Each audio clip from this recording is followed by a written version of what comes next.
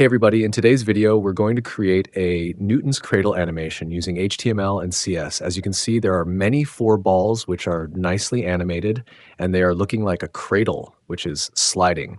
So the first one hits to the second ball, and it causes the fourth ball to rise and hit again. And this time, the first one hits the second one again, and it's a loop, meaning it will run infinitely without being finished. It's like we will start creating this cradle sliding animation. But before we start, please like this video and subscribe to the channel. So let's dive in. Let's start by looking at our HTML. We have a body, and inside it, there's a div with a class called Newton's cradle. This div contains four smaller divs, each with a class called Newton's cradle dot. These dots are going to be the balls in our Newton's cradle. And in HTML, we just need to have these four balls, nothing else. Now we must start CSS styling to make these balls appear and animate. So let's start the CSS. First, we style the body. We make it take the full height of the viewport using height 100 VH. We center everything using display flex, justify content center, and align items center.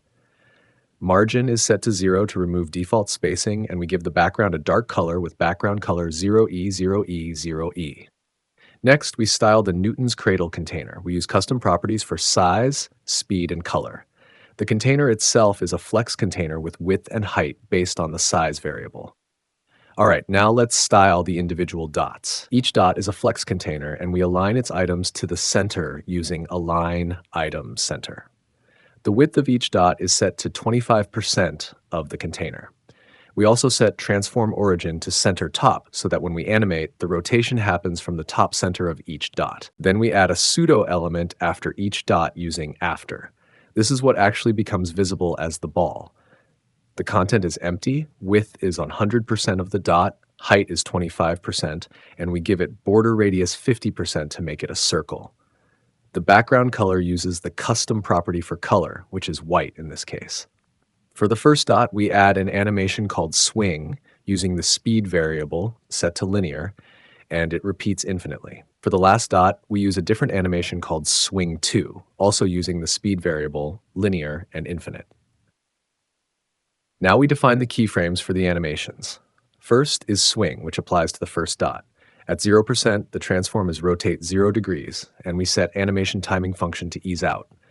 At 25%, the dot rotates 70 degrees, and timing function changes to ease in. At 50%, it returns to rotate 0 degrees, and timing function is linear. Next is swing 2, which is for the last dot. At 0%, the rotation is 0 degrees with linear timing. At 50%, it stays at rotate 0 degrees and timing function changes to ease out. At 75%, it rotates minus 70 degrees and timing function is ease in. These animations cause the first and last balls to swing back and forth, creating the motion of a Newton's cradle. And now our cradle is ready and fully animated, and it looks nice, I think. So that's all for today's video. And if you like the video, please consider liking it and subscribe to the channel before you miss out the new tutorial videos. See you in the next fun video. Have fun.